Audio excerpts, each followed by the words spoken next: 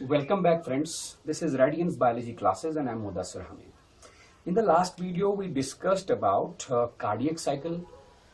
उसमें हमने बात की थी स्ट्रोक वॉल्यूम की, and systolic volume, and diastolic volume and finally cardiac output. आपने देखा होगा उस वीडियो में मैंने बताया है, कार्डियक साइकिल को अच्छे से एक्सप्लेन किया है. We have discussed about auricular systole, ventricular systole, joint diastole, two heart sounds. The first heart sound was systolic sound, next was diastolic sound and all that. In today's video tutorial, we will be discussing a little bit about electrocardiogram and blood pressure. तो बारी बारी हम इन दोनों के बारे में बात करेंगे. Let's first discuss about electrocardiogram. Heart muscle जब सिस्टोल में आता है, मतलब हार्ट मसल जब कॉन्ट्रैक्ट होता है, कॉन्ट्रैक्शन की वजह से हार्ट मसल से जनरेट होते हैं इलेक्ट्रिक इंपल्सेस, राइट. उन इलेक्ट्रिक इंपल्सेस को रिकॉर्ड करना on a piece of paper या रिकॉर्ड करके दिखाना, डिपिक्ट करना on a monitor. That recording of those electric muscles generated in the heart, that recording of those electric impulses generated in the heart muscle during systole, during contraction, या मैं बोल सकता हूं during cardiac cycle, is known as electrocardiogram. Okay? तो आसान भाषा में हिंदी में बात करूं तो इलेक्ट्रोकार्डियोग्राम उन इलेक्ट्रिक इंपल्सेस का, उन इलेक्ट्रिक बूट्स का रिकॉर्डिंग है जो जनरेट होते हैं हार्ट मसल के अंदर during the cardiac cycle, right. ये रिकॉर्डिंग होती है by means of an instrument. That instrument is known as electrocardiograph. एक मशीन जैसा होता है ये इंस्ट्रूमेंट है इलेक्ट्रोकार्डियोग्राफ. इसी से रिकॉर्ड किया जाता है, इसी से रिकॉर्ड होता है electric impulses that are generated in the heart muscle during the cardiac cycle. इस इलेक्ट्रोकार्डियोग्राफ में इलेक्ट्रोड्स लगे होते हैं और इसके अंदर लगा होता है एम्पलीफायर, राइट. होता क्या है, इन इलेक्ट्रोड्स को अटैच किया जाता है ह्यूमन बॉडी के साथ जिसका ईसीजी कराना हो, जिसके इलेक्ट्रिक इंपल्सेस का रिकॉर्डिंग कराना हो. उस इंसान की बॉडी के साथ इन इलेक्ट्रोड्स को अटैच किया जाता है. चेस्ट पे अटैच किया जाता है, दोनों आर्म्स पे, हथेलियों पे अटैच किया जाता है और दोनों लेग्स में, पैर के पास अटैच किया जाता है, राइट. और दूसरी तरफ से ये इलेक्ट्रोड्स अटैच रहते हैं बॉक्स के साथ, एम्पलीफायर के साथ, राइट. ये इलेक्ट्रोड्स क्या काम करते हैं, जो हार्ट मसल के अंदर इलेक्ट्रिक इंपल्सेस जनरेट होते हैं, ये इलेक्ट्रोड्स उस इलेक्ट्रिक इंपल्स को पिक करते हैं and they send those electric impulses to the amplifier. Is it okay? ये एम्पलीफायर बाद में क्या काम करता है, ये उन इलेक्ट्रिक इंपल्सेस को एनालाइज करता है और उनको डिपिक्ट करता है on the piece of paper in a wavy pattern. या कभी कभार इस इलेक्ट्रोकार्डियोग्राफ इंस्ट्रूमेंट के साथ एक और इंस्ट्रूमेंट जोड़ा जाता है, उसका नाम है ऑसिलोस्कोप. ये ऑसिलोस्कोप इन इलेक्ट्रिक इंपल्सेस को रिकॉर्ड करता है और डिपिक्ट करता है in wavy form on a monitor, right. आपने हॉस्पिटल्स में देखा होगा ये जो ईसीजी है, electrocardiogram, it's a very important biomedical tool जो डॉक्टर्स अक्सर यूज करते हैं in order to analyse whether the heart of a patient is functioning normally और नॉट, राइट. तो मैंने क्या कहा, the working principle behind this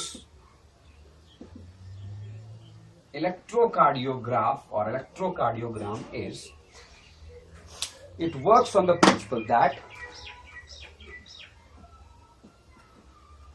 contraction of muscles of the heart, contraction of heart muscle generates what? It generates electric impulses, right. These impulses are picked up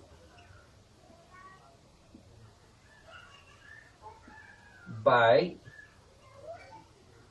electrodes of the electrocardiograph. क्योंकि electrodes को हमने attach किया हुआ है इंसान की body के साथ, तो ये इलेक्ट्रिक इंपल्सेस पिक होते हैं इलेक्ट्रोड्स की वजह से, and these electrodes send these electric impulses to the amplifier of the machine. Then amplifier depicts these depiction in the form of a graph, in the form of a wavy pattern.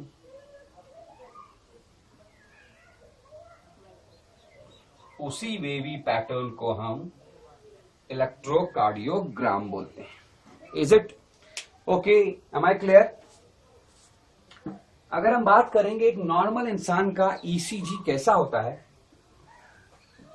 वो हम एक छोटे से drawing में दिखाएंगे.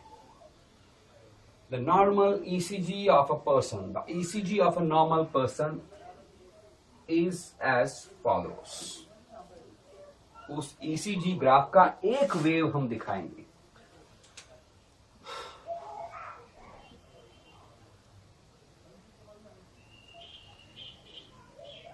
ये रही एक वेव. इस वेव का नाम हम रखते हैं wave P.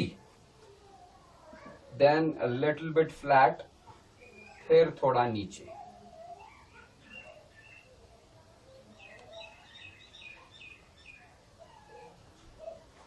This point here is Q. R, S,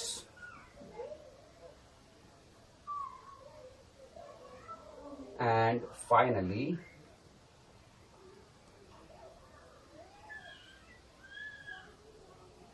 T. ये एक नॉर्मल इंसान का ईसीजी मैंने एक वेव, ईसीजी का एक वेव मैंने ड्रॉ किया. Here P represents auricular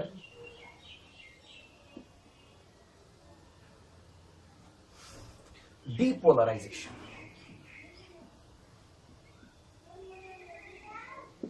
ऑरिक्यूलर depolarization का मतलब ये है कि मैंने लास्ट वीडियो में कार्डियक साइकिल में बताया था, राइट ऑरिकल में एसए नोड होता है. Right, SA node is a piece of neuromuscular junction.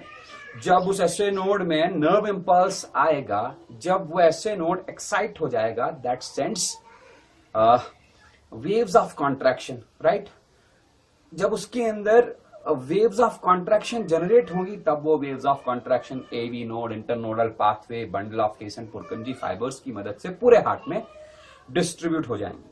But question is, जब ये ऐसे नोड स्टिमुलेट होगा, when it is stimulated to generate the heartbeat, how it is stimulated, इसमें नर्व इंपल्स आना चाहिए. राइट, वो नर्व इंपल्स आपने most probably nervous system के अंदर पढ़ा होगा. नर्व इंपल्स जनरेट कैसे होता है? Nerve impulse is just a wave of polarization and depolarization. पहले डिपोलराइजेशन होगा, बाद में रिपोलराइजेशन. वही मैंने यहां पर कहा कि ऑरिकल डिपोलराइज हो गया, मतलब ऑरिक्यूलर वॉल्स के अंदर जितने भी नर्व फाइबर्स अटैच हैं उनमें डिपोलराइजेशन आ गया. क्यों आ गया depolarization? Due to the excitation of the sinoatrial node. Right, अगर डिपोलराइजेशन आ गया, sinoatrial node wave of contraction send किया, तो मतलब ऑरिकल सिस्टोल में आ गया. तो I can also draw here, it is auricular systole. Systole भी बोल सकते हैं, मतलब डिपोलराइजेशन का मतलब है सिस्टोल. ऑरिकल सिस्टोल में आ गया. देन यहां पर हमारे पास QRS कॉम्प्लेक्स है. Right, this is QRS complex. This QRS complex represents ventricular depolarization. Ventricular depolarization. Again, depolarization मैंने कहा तो मतलब it is ventricular systole. We can also write ventricular systole. फिर आती है T wave. What is this T wave? This T wave represents ventricular repolarization. Ventricular repolarization मतलब diastole, ventricular diastole. इन तीन मेन वेव्स के अलावा इसमें दो चीजें और भी मेंशन की गई हैं। एक ये यहां से यहां तक, it is known as PR interval.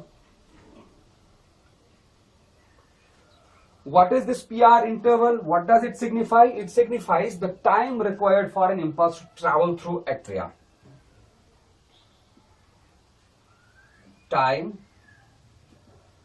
required for an impulse to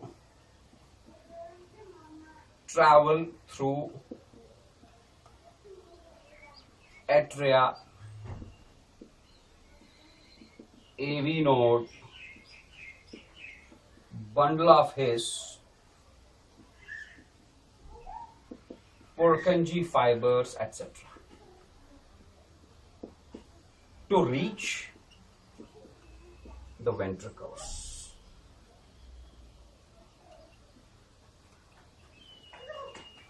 Right?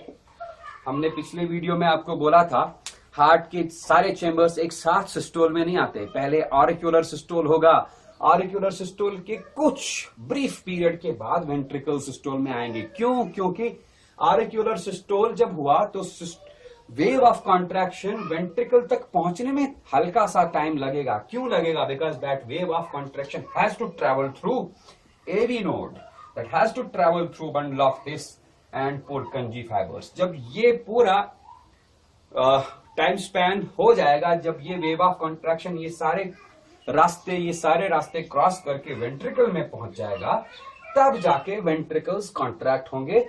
और वेंट्रिकुलर कॉन्ट्रैक्शन मतलब वेंट्रिकुलर सिस्टोल बड़ा सा वेव जनरेट करेगा, जिसको हमने QRS कॉम्प्लेक्स नाम रखा है। अब सवाल ये है कि QRS कॉम्प्लेक्स वेंट्रिकुलर सिस्टोल वाला वेव बड़ा क्यों है, ऑरिक्यूलर सिस्टोल वाला वेव छोटा क्यों? It is because ventricular wall is very muscular. Ventricles के वॉल्स बहुत ज्यादा मस्क्यूलर होते हैं, तो जाहिर सी बात है जब वो कॉन्ट्रैक्ट होंगे तो they will contract very harshly, they will contract in a very harsh manner. In comparison auricular systole की वेव छोटी होती है because auricular walls are not that much muscular. ये भी क्वेश्चन है कि वेंट्रिकुलर वॉल्स ज्यादा मस्क्यूलर क्यों होते हैं? आप अगर हार्ट का सर्कुलेशन पाथवे देखेंगे तो वेंट्रिकल्स को ब्लड सप्लाई करना है कहां? Right ventricle supplies deoxygenated blood to the lungs, left ventricle supplies deoxygenated blood to the body parts. मतलब वेंट्रिकल्स को ब्लड सप्लाई करना है आउट ऑफ द हार्ट, बहुत दूर डिस्टेंस है, इसलिए कॉन्ट्रैक्शन वाला फोर्स बहुत ज्यादा होना चाहिए। इन कंपैरिजन अगर ऑरिकल्स की बात करें, ऑरिकल्स का वॉल लेस मस्क्यूलर होता है। क्यों?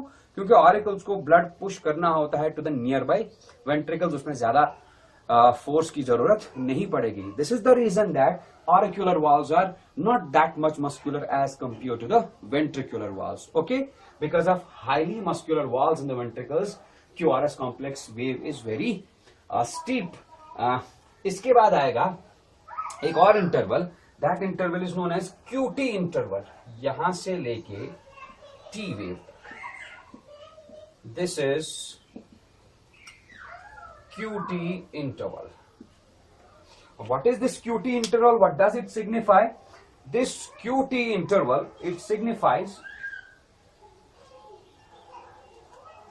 ST interval. ST interval, what does it signify? It is a time when ventricular fibers are fully depolarized. Time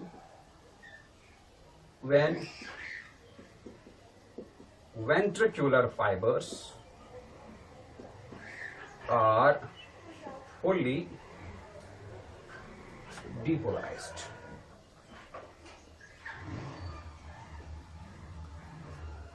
okay, normal इंसान का ये ECG है, इसमें आप देख सकते हैं एक ECG वेव में एक बड़ा सा QRS कॉम्प्लेक्स होता है।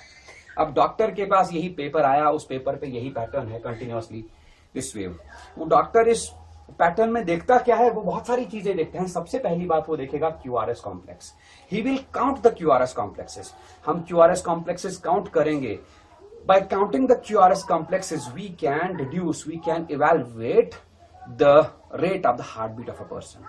और एक बात, इसका शेप आपने देखा, शेप पिक्यूलियर शेप है। अगर इस वेव के, इस ईसीजी वेव के शेप में ऊपर नीचे हुआ, मतलब पी वेव जितना ऊपर तक होना चाहिए उतना ऊपर है ही नहीं, ये नीचे है।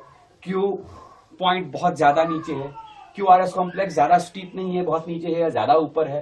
टी वेव फ्लैट है। अगर शेप में कोई चेंज आ गया तो doctor immediately calculates, immediately deduces that बंदे का हार्ट सही से काम कर नहीं रहा है, और वो इस डायग्नोसिस के साथ ट्रीटमेंट स्टार्ट करेगा। ओके, हमारा आज के वीडियो का नेक्स्ट टॉपिक जो है that is blood pressure. Let me rub this.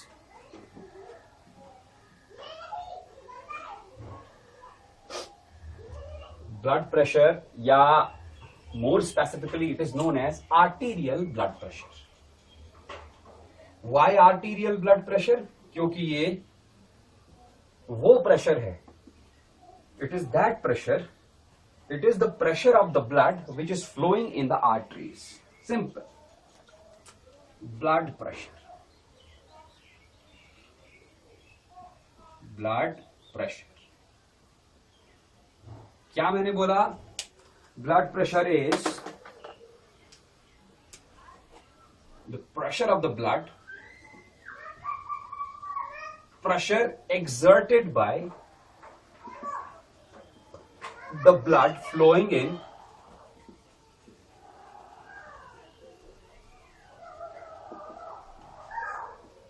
pressure exerted by the blood flowing in the arteries on their walls, right? Arteries के अंदर जो ब्लड फ्लो हो रहा है वो ब्लड आर्टीरियल वॉल के ऊपर एक प्रेशर एक्सर्ट करेगा। That pressure is known as arterial blood pressure और blood pressure. This blood pressure is measured by an instrument. That instrument is known as sphygmomanometer. Is it okay? हाँ, दूसरी बात यह है कि this blood pressure has two components. क्या मैं बोलूंगा? It is measured in two stages. First one is systolic pressure. Systolic pressure, right? Systolic pressure मतलब आर्टरीज के अंदर जो ब्लड फ्लो हो रहा है, that blood exerts the pressure on the walls of the arteries when the ventricles are in systole, right? Pressure exerted on the arterial walls, on the arterial walls when ventricles are in systole, when ventricles are in systole। मैंने ventricles क्यों लिखा? Because arteries arise from the ventricles, right? ventricle से arise होती है pulmonary arc, उसी से दो branches निकलते हैं pulmonary arteries, और left ventricle से arise होती है systemic arc और aorta, उसी से बहुत सारी arteries arise होती है, right? नॉर्मल इंसान में इसका वैल्यू होता है 120 mm of Hg। Its second component is diastolic pressure.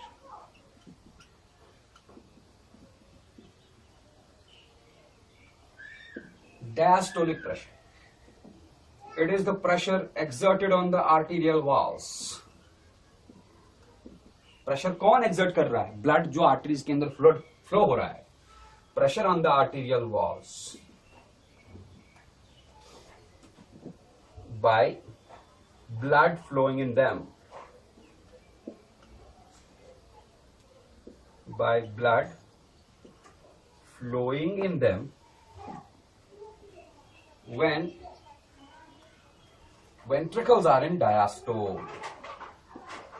Ventricles are in diastole. Normal इंसान में इसका वैल्यू होता है 80 mm of Hg। Is it okay? ये ब्लड प्रेशर बहुत सारे फैक्टर्स के ऊपर डिपेंड करता है। पहला फैक्टर इज द एज, दूसरा factor is exercise, third factor is sex, male है या फीमेल। इसी तरह बहुत सारे फैक्टर्स हैं, हम कुछ फैक्टर्स को यहां पर मेंशन करेंगे, right?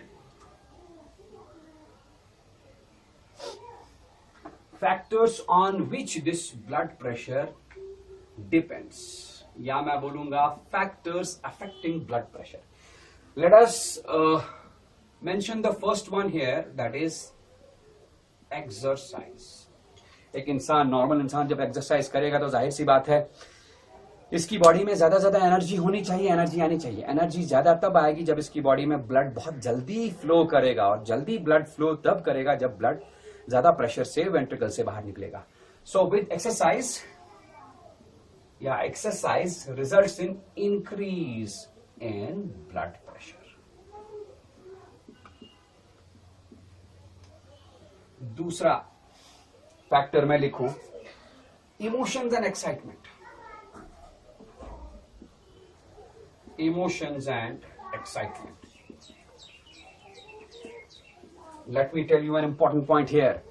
Whenever emotions are inculcated in our bodies, excitement होती है, emotions होते हैं, fear होता है, joy होता है, उस वक्त हमारे एड्रेनल मेडुला से कुछ हार्मोन निकलता है, that hormone is known as adrenaline, और एड्रेनल हमेशा मैक्सिमम फंक्शंस बॉडी में इंक्रीज कराता है। तो जाहिर सी बात है emotions and excitements will result in increase in blood pressure, क्योंकि हम बोलते ही हैं जो एड्रेनालिन है that is an emergency hormone, वो इन इमरजेंसी में सिचुएशंस में काम करेगा। Emergency situations like situations of joy, sorrow, fear, enthusiasm, all these are included in emotions and excitement category, right?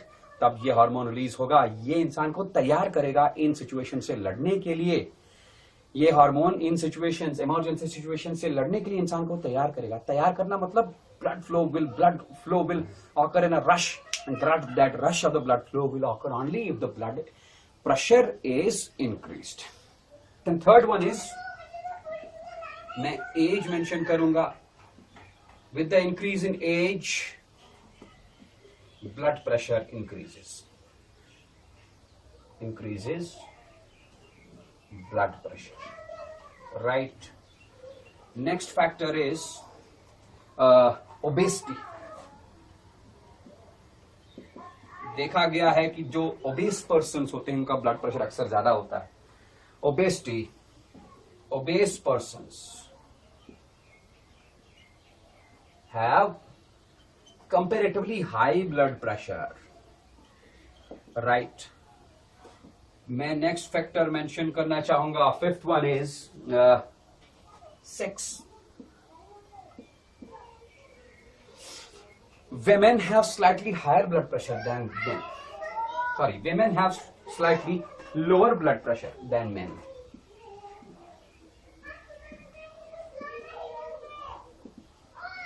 Women slightly low blood pressure than men. Is it okay? Body posture. Next one. Body posture.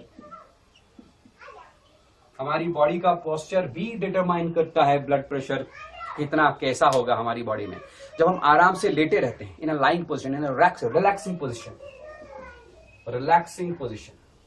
Lying position, the blood pressure is low. लेकिन जब हम standing position में होते हैं तब comparatively blood pressure ज्यादा होता है, राइट? इस ब्लड प्रेशर में, नॉर्मल ब्लड प्रेशर में ऊपर नीचे हुआ तो we will suffer from disorders, diseases like high blood pressure, higher than a certain limit will result in hypertension. Hypertension में क्या क्या चीजें होती हैं? Then low blood pressure value lower than a certain limit results in hypotension.